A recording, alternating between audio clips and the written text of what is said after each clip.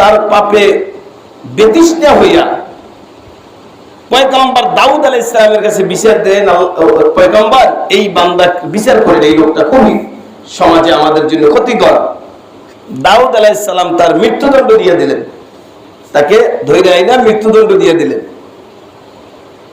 ইতিহাসে আসছে ওই লোকটার মৃত্যুদণ্ড দেওয়ার পরে এখন যেমন ফাঁসি দেয়, তখনকার সিস্টেম ছিল শুলে চড়াইয়া মৃত্যু দিত। শুল তীরের মতো একটা শক্ত বস্তু, মাথায় একেবারে সুইচের মতো ধারালো অস্ত্রের মতো, ওইটা মাটির ভিতরে গেড়ে দিয়ে মাথা উপর দিকে দিয়ে হাত পা বেঁধে ওইটার উপরে বসাইয়ে দিতেন। আস্তে আস্তে আস্তে আস্তে ওইটা ভিতরে ঢুকে যেতেন, তো মারা যেতেন। কঠিন কষ্ট দিয়ে মৃত্যু দেওয়া হইতো। এই লোকটাকে পাহাড়ে সন্ধ্যাবেলা নিয়ে হাত পা বেঁধে শুলে বসাই রেখে চলে আসছে।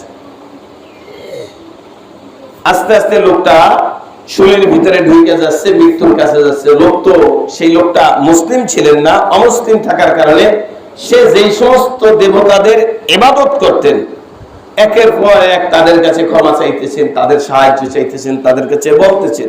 গভীর রাত্র হয়ে গেছে, কোনো সাহায্য আসতেছে না।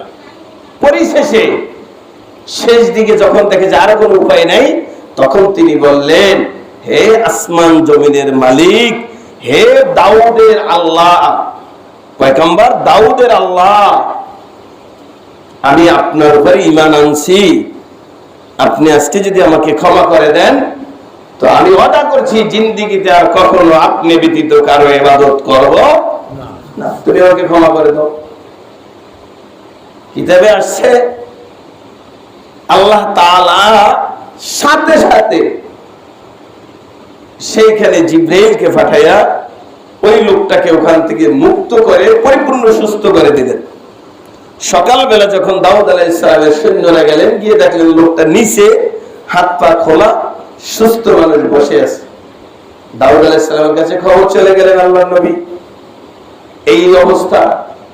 তো আল্লাহর নবী আল্লাহর কাছে সাথে সাথে সিজদায় বললেন, আল্লাহ খবর পাঠিয়ে দিলেন, দেখো তোমরা সবাই তাকে ঘৃণা করতে পারো, লোকটা যখন নিজের ভুল নিজে বুঝতে পেরে আমি আল্লাহর কাছে সাহায্য চাইছে, আমি আল্লাহ যদি সাহায্য না করি তাহলে এটা আমি আল্লাহর যে একটা ক্ষমতা, আল্লাহর যে একটা দয়া, এটা ঠিক থাকে না। তাই আমি আল্লাহ বান্দারে মাফ করে দিয়েছি, তুমিও মাফ করে দাও। কথা কি বুঝতেছেন? তাহলে আল্লাহ যদি কঠিন অপরাধীকে 100 মার্ডার করার পরেও আল্লাহ মাফ করে দেয়, কেউ বলতে পারবে যে আল্লাহ ওরে মাফ করলেন? কে ক্ষমতা আছে? কিন্তু আপনার আবার ইউনিয়নের চেয়ারম্যান যদি মাফ করে, তার বিরুদ্ধে স্লোগান হবে না যে এত একটা অপরাধী চোর ধইরা দিলাম, থানায় নিয়ে গেল, তাও মাফ পেয়ে গেল।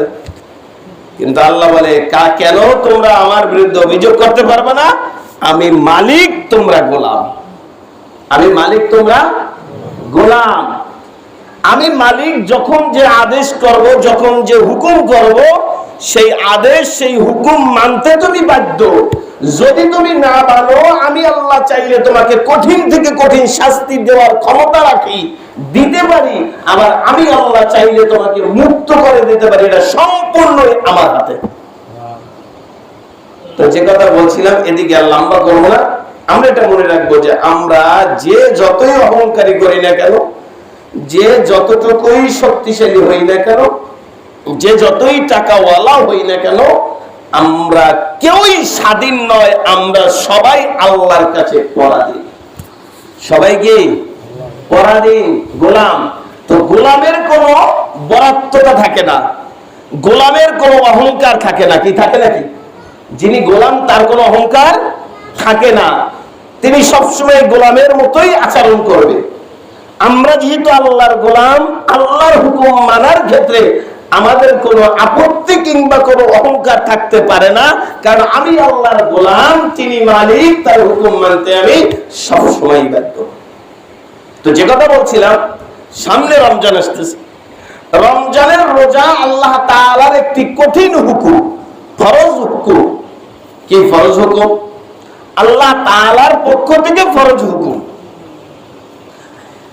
এই ফরজ হুকুম মানার জন্য আপনাকে আমাকে আল্লাহ আদেশ করছেন।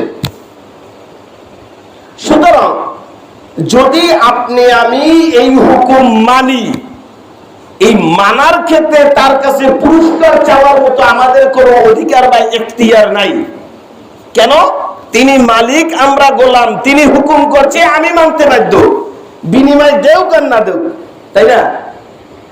গোলাম সেদিকেই তো, সে মালিকের কাছ থেকে বিনিময় পাবে এটা কোনো আশা না। মালিক হুকুম করবে, সে মানবে।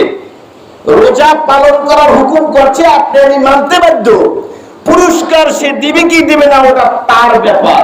কিন্তু এরপরেও আল্লাহ নিজে জানাইয়া দেয়, বান্দা বান্দি আমি জানি আমি আল্লাহ হুকুম করলে তোরা মোড়ামুড়ি করবি, মানতে চাইবি না, এই জন্য আমি আল্লাহ তোদেরকে কিছু লোভ দিলাম, আশা দিলাম, তোদের পুরস্কার দিব, পুরস্কার দিব। আর কেমন পুরস্কার? ছোটখাটো কোনো পুরস্কার দিব না, যেহেতু রোজা রাখাটা কষ্ট, পুরস্কারটাও বড়, কষ্টের ফল অতি মিষ্টি হয়। তো রোজা রাখা যেহেতু কষ্ট, সকাল থেকে সেই রাত্র ফজর থেকে শুরু করে মাগরিব পর্যন্ত 14, 15, 16 ঘন্টা, এই সারাটা দিন এক ফোঁটা পানিও মুখে নেওয়ার ক্ষমতা আপনার আমার থাকে না। ক্ষমতা থাকে না মানে কি আল্লাহর হুকুম নাই? আপনি খাইলে তো অনেকে তো খায়, তাই না? অনেকে তো পর্দা দিয়ে খায়, তাই না? হ্যাঁ, আল্লাহ তাদের কথা কি বলছে? উলাইকা কাল আনআম, ওরা চতুষ্পদ জানোয়ার, কুত্তা। যারা রোজার দিনে রোজা না রাখা পর্দা দিয়ে খায়, সুস্থ সবল মানুষ, রোগ শোক নাই, ঘরের ভিতরে ঢুকে খায়, লুকিয়ে লুকিয়ে খায়, আল্লাহ বলছেন ওরা মানুষ নয়, ওরা চতুষ্পদ জানোয়ার, ওরা কুকুর আর শিয়াল। আপনি আমি মানুষ বলি, আপনি আমি সালাম দেই, কিন্তু আল্লাহর দৃষ্টিতে তো মানুষ না। ওই যে জৈনপুরি কেরামত সাহেব হুজুরের ঘটনা পড়েছিলাম একবার। উনি বাংলাদেশে এক জায়গায় ওয়াজ করতেছেন, আমি পড়েছি দিয়েছি, উনি ওয়াজ করতেছেন, তখন উনি বলছেন যে যারা সুদখোর, ঘুষখোর, তারা তো মানুষ না, তারা তো শুয়ার আর জানোয়ার। এরপরেই ওনার নাম কেরামত হয়ে গেছে। তখন ওই ময়দান থেকে একজন দাঁড়ায় বলছে, হুজুর আপনার এই বয়ান মানি না। এখন বর্তমানে দেখেন না বিভিন্ন জায়গায় মাহফিলে বিভিন্ন নেতারা বাধা দেয়, একটু যদি দলের বিরুদ্ধে হয় তয় বাধা দেয় হুজুরের, একটু যদি নেতার বিরুদ্ধে হয় তয় হুজুরের বাধা দেয়। এই আপনারা আমি এখানে বয়ান করি, যদি এমন বয়ান হয়ে যায় যা ডাইরেক্ট আপনার বিরুদ্ধে চলে গেছে, তই মসজিদ থেকে নাইবা আপনি মিছিল শুরু করে দেন, হুজুর যতই ভালো হুজুরকে ভালো না। কেন? আমার দলের বিরুদ্ধে বলছে, আমার ব্যবসার বিরুদ্ধে বলছে, আমার চাকরির বিরুদ্ধে বলছে, সুতরাং ভালো না। তো এত বড় আল্লাহর ওলি ছিলেন, তার সামনে দাঁড়িয়ে বলতে হুজুর এই ওয়াজ মানি না। এই মানি না যখন বলছে, তখন আরো যারা মুসল্লি ছিলেন তারা রাগ হয়ে গেছে। একজন আল্লাহর ওলির সামনে বেয়াদবি করছে, তো আল্লাহর মুসল্লিরা এমন ভাবে মাইর দিছে, ঘটনা সত্য, এমন ভাবে মাইর দিছে, ওই মাঠেই তিনি মারা গেছে। ওই মাঠে গিয়েছে, মারা গেছে। তো মারা যাওয়ার পরে ওই মাঠের পাশেই তাকে দাফন করে রাখছে। তো যারা ওই মৃত্যু ব্যক্তির আপনজন, তারা থানায় হুজুরের বিরুদ্ধেই মামলা দিয়েছে। মেইন আসামি হুজুরের বানাইয়া গঙ্গা আরো দিয়া মামলা দিয়ে দিয়েছে থানার থেকে। এখন বর্তমান পুলিশ বা যাই হোক, এরা তো আলেমদের সম্মান করে না, তখন তো আলেমদের খুব সম্মান করতে না। থানা যত বড় ক্ষমতাসীন থাকতে, হুজুরের সামনে আসলে পাড়দারে বইয়ে থাকতে। তো হুজুরের কাছে আসছে, হুজুর আপনার বিরুদ্ধে তো মামলা হয়েছে, আপনার এখানে নাকি আপনার কারণে একটা মানুষ মারা গেছে। হুজুর কয়ে, আমি তো কোনো মানুষ মরতে দেখি নাই, আমি তো দেখছি একটা শুয়ার পিটাইয়া মারছে মুসল্লিরা। আমি দেখছি একটা শুয়ার পিটাইয়া হুজুরের মুসল্লিরা মারছে, তা আপনার কাছে কি মামলা দিয়েছে মানুষ মারছে? কয় কেন স্যার? এই যে সাক্ষী বলে, বিশ্বাস যদি আমার কথা না হয়, গতকালকে তো মারা গেছে, এই কবর করেন, যদি মানুষ পান তো আমার বিচার করেন। ইতিহাসে লেখছে, তখন ওই দারোগা, ওই পুলিশে কবর খুঁড়ছেন, খুঁড়া দেখে কবরের ভিতরে সত্যিই কোনো মানুষ নাই, একটা শুয়ার শুয়ে আছে, একটা শুয়ার কবরের ভিতরে শুয়ে আছে। আমি নিজে ইতিহাস ঘটনা পড়েছি। তাহলে তারা তো চোখে দেখে ভাই, তাদের আল্লাহ এমন যোগ্যতা দিছে, তাদের কথা বলতে গেলে তো অনেক কথা। তাদের আল্লাহ এমন চক্ষু দিয়েছে, তারা চোখে দেখে আমরা দেখি না, কিন্তু কোরআন হাদিস যা বলছে তা তো মিথ্যা না। যে রমজান পাইয়া রোজা রাখলো না, পর্দার ভিতরে খাইলো, ও তো মানুষ না, ও তো কুত্তা। আমার কথা না, আল্লাহ বলছেন।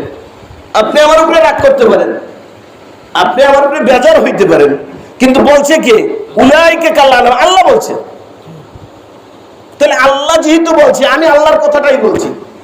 আমি যা বলছি আমি তার ব্যক্তিগত কথা বলছি না, বলছি আল্লাহ যেটা বলছে, রাসূল যেটা বলছে সেটা বলছি। তাহলে আল্লাহর হুকুম আপনার উপরে রমজানের রোজা রাখা ফরজ, এইটা যদি আপনি ছেড়ে দেন, আল্লাহর ভাষ্য অনুযায়ী আপনি মানুষ হয়ে মৃত্যুবরণ করতে পারবেন। আর যদি আল্লাহ কবুল নাই করে, তো কবরে হাসরের ময়দানে শুয়ার, কুকুর, শিয়াল হয়ে উঠতে হবে। তাহলে আপনি মানুষের সমাজে নয়। রমজান মাসে মানুষ ব্যতীত সকলের জন্য খাওয়া বৈধ, মানুষ ব্যতীত সকলের জন্য খাওয়া কি বৈধ। রমজানে একটা কুকুর খাইতে পারবে, কোনো বাধা নাই, আছে নাকি? একটা গরু খেতে পারবে, কোনো বাধা নাই। চতুষ্পদ জানোয়ার খেতে পারবে, কোনো বাধা নাই। কিন্তু মানুষ, মুসলমানদের জন্য আল্লাহ বাধা দিয়েছে, তুমি খেতে পারবে না। এখন আপনি যদি জোর করে খান, আল্লাহ তাআলা কোরআনে বলে দিয়েছেন। তো যাই হোক, এই যে কথা বলতে হলে, আমরা সামনে রমজান আসতেছে, রমজানের জন্য প্রস্তুতি নেব। আমি আগেই বলছি, রাসূল সাল্লাল্লাহু আলাইহি ওয়াসাল্লাম 2 মাস আগ থেকে বলছেন রোজা রোজা আসছে, রোজা আসছে, সতর্ক করে দিচ্ছেন। সবে বরাত এসে সতর্ক করছে রোজা আসতেছে। এরপরও আমরা রোজার জন্য যদি প্রস্তুতি নিতে না পারি, তাহলে আমাদের তকদির খারাপ। আল্লাহ তাআলা আমাদের সকলকে রমজানের রোজা রাখার প্রস্তুতি, এখনো আজকে হইল আপনার 21 তারিখ, আজকে হইল 21 তারিখ, তাহলে এখনো প্রায় আপনার 10 দিনের মতো আছে। আগামী হয়তো আগামী সোমবার, আগামী শুক্রবারের পরে রোজা সোমবার হয়তো রোজা হবে, লম্বা টাইম আছে। আমরা রোজার জন্য প্রস্তুতি নিই, নিয়ত করি যে না, যত কষ্ট হোক আমি রোজা রাখবো, যত কষ্ট হোক আমি রোজা। অনেক মা বোনেরা রোজা রাখে না, তাদের তো দেখা যায় না, ঘরেই থাকে। হ্যাঁ, রোজা আপনি আমাকে ফাঁকি দিতে পারেন, ঘরের সদস্যদেরকে ফাঁকি দিতে পারেন অসুস্থতা বইলা, হ্যাঁ, যে আমি অসুস্থ, রোজা রাখি না। কিন্তু আল্লাহকে তো ফাঁকি দেওয়া যাবে না, যাবে নাকি? আল্লাহকে ফাঁকি দেওয়া যাবে, আল্লাহ তো হিসাব করে রাখতেছে। এই জন্য আমরা সকলেই রমজানে রোজা রাখবো, রোজার জন্য প্রস্তুতি নেব, রোজায় বেশি বেশি দান করব। প্রথমেই বলছি, প্রতিটা আমল আল্লাহ 1 থেকে 70 গুণ পর্যন্ত বাড়াইয়া দিবে। প্রতিটা নফল আমল আল্লাহ ফরজের সমান সওয়াব দিয়ে দিবে। প্রতিটা ফরজ আমল আল্লাহ তাআলা 70 গুণ বাড়াইয়া দিবে।